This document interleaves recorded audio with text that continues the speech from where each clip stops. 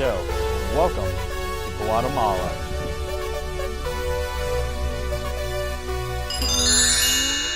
Now, Guatemala is located in Central America. It's north of Colombia, but south of Mexico. So for those of you interested in drugs, that's probably the place to go because it's right in the middle of, all the crazy shit going on down there in South America. Central America. Let me talk to you a little bit about Guatemala's history, right? So in more recent history, it's undergone, some political upheaval. There's a civil war and stuff. But the real interesting stuff is, it's ancient history. And by ancient history, I'm talking about roughly the, late 1400s. The best documentary that you can find about this is actually called Apocalypto.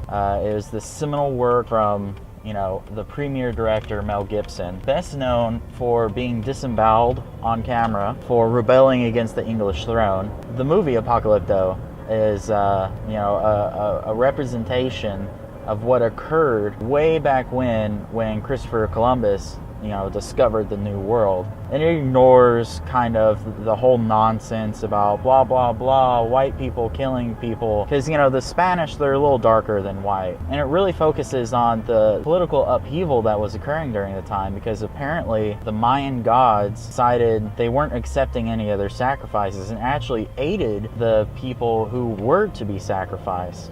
Aided them in getting away and, killing people and stuff. They actually aided and abetted felons. And you can imagine how that would go now, times 10 back then, because they would just, if they caught you, they'd cut their heart out, eat it in front of them. Later on, in the 1950s, is another excellent piece of work showed up, and it's called Indiana Jones and the Kingdom of the Crystal Skull. Now, it ties back together with Apocalypto in the sense that one of the focal points of the narrative is this team of Spanish conquistadors that ended up finding this alien skull, which, by the way, ties back to another South American country that we covered recently that has a UFO organization. I really think this ties all together, basically, that aliens were the ones that just, built the pyramids.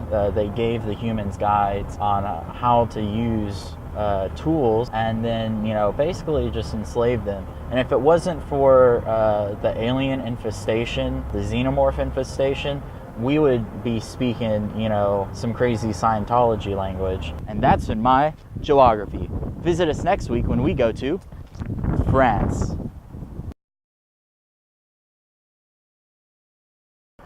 France. I'm not a Scientologist, but I do believe in aliens. I'll be like, and then cut.